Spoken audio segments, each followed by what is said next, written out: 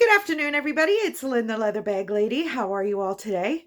It's Thursday today, and yeah, I had some snow this morning. It was kind of like coming down pretty good. Big, huge flakes and covered the roads, covered the car, and then it stopped. But we are supposed to get hammered tonight, overnight, and through tomorrow. Leather Bag Lady weather report. So we shall see, which is just too bad because the snow is actually starting. I can actually see gravel in the front of my house again, but it's been a heck of a winter, that's for sure. I think we've gotten really soft, especially here in southern Ontario. We've gotten really soft the winters. We haven't had winters for a very long time like this. So, but anyway, so today's bag, roots. You know how I feel about roots and vintage roots especially. So this bag, it's kind of a unique color. I don't know that I've ever come across this blue color before in my travels. And what I like about it is, and I don't know if this is the intention, is there are some areas where the leather is a little bit darker and lighter, and I don't know if that's just I'm not sure, but what it gives the bag is almost a denim appearance, and I love it. Absolutely love it. It's a great little bag. It's not a huge bag. It's got these things on either end that are really no purpose to it, just I mean, I guess if you really wanted to, you could attach a strap, I guess, but no, I wouldn't want to do that. It has two zippers that meet in the middle. There you go. It's got the little beaver guy and beautiful, iconic roots, beautiful leather. And I'm going to talk about this in a minute because just the difference between the vintage. Actually, no, I'll talk about it now because if I don't, I will forget. Because if you follow me, you know I have a thought and then attention span of a mouse, I told you. So I don't know if you're going to be able to see the difference in the leather. It looks very similar. And this is a bag that I picked up.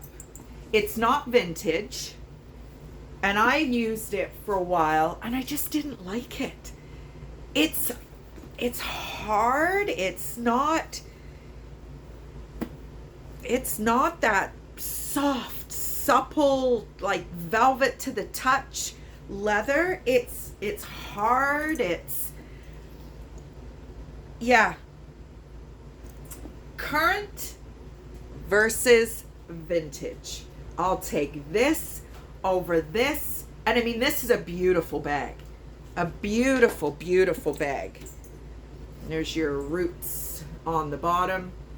Got some issues, but this kind of color, again, it may just be the wear or whatever, but I have cleaned this bag so many times trying to, I don't know, just trying to make it feel like this one.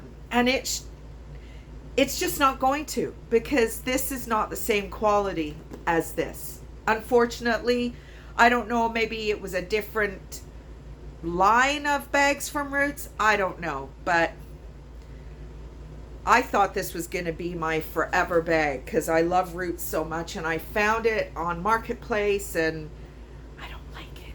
So there you go. Now this little bag has some issues, mostly on the bottom. There are some pretty heavy marks. Again, it's, you know, there's darker spots here. I'm not mad at it because it's on the bottom. Who cares? And the rest of the bag is just so unique. Maybe even not as clean inside as I would normally like. There's your Roots. I mean, it's clean. I mean, there's no no obvious stains or anything, but a little bit of glue bleed through, which unfortunately happens with a lot of bags. One zipper pocket and two evenly sized slip pockets. And I've said this before, when I find slip pockets like this, it doesn't tell me they're meant for a phone. Usually the phone pocket, especially when you're dealing with vintage bags, is much smaller than the this side pocket. So I'm going to say that neither of these was intended for a phone, and they're very short as well. So that's today's bag. I love it. I love it. I love it. I love it. It is just so pretty. And again, you know, the damage is the damage. Not much you can do about that. So that is today's bag. Just listed it, so I figured I would jump right on and get my video done for today. Went to the gym today, second day in a row. Didn't sit on the bench for 20 minutes talking to my girlfriend this time. I got in and got out, and it was snowing really heavy when I got there, so I didn't even do my full workout. I just did the bits that I couldn't do at home. And I I said, oh, I'll finish it off at home. Yeah, right. So anyway, whatever. I got there. I did my cardio. I did a couple of, did some deadlifts, and I did some inner outer thigh, and the rest of it I could technically do here. But whether or not that will happen, I do not know. So let's get to our history piece. So we have left Saint Laurent, Yves Saint Laurent. We've left it. Bye-bye. Got sick of it. And we're moving on to Mr. Michael Kors, which by the time we're done with it, we'll probably be sick of him too. So, maybe what I'll do is, yeah, maybe I'll do 3 points as we go, because doing one every time, it drags out too long. So, Michael Kors is not his real name. Surprise, surprise. His real name is Alec Carl Anderson Jr. Has he officially changed his name to Michael Kors? I do not know. But Carl Anderson Jr. is his name. He was interested in design from a very young age. He designed his mom's wedding dress in his teens. How cool is that? And he was a college dropout. He only lasted 9 months, but got a ton of practical experience instead, which is kind of that college versus university situation that happens all the time. I've done both. And if I had to go back and do my university degree again, I would do it in college, because all that book learning, and this was just my experience. This is my Brock University Rec and Leisure Studies. Funny, we were talking about this. I'm wearing my sweatshirt. Look at it. It's all raggedy, but I don't care. I love it. I would go to college. Yeah. The practical, we had to do a 4-month internship at the end of our degree, which was great, but no, I'd rather have had a working co-op or something like that. Something where you could have got paid a few bucks. I did over $10,000 worth of free work. And anyway, whatever. So he did do his first collection at Berkeley. Oh no, at Bergdorf's. Oh, for goodness sake. Woman, read your own writing.